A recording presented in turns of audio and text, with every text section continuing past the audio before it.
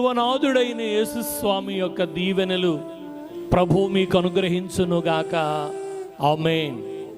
సిలువలో మన పక్షముగా ప్రతినిధి అయ్యున్న ప్రభువు తన పుట్టుకలో దైవత్వమును కలిగి ఉన్నారు.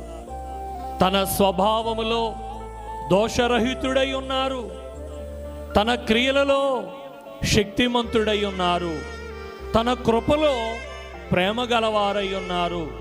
తన బోధలో అద్భుతమైన వారై ఉన్నారు. తన బలి అర్పణలో సంపూర్ణుడై ఉన్నారు. తన యాజకత్వములో మార్పు లేని వారై ఉన్నారు.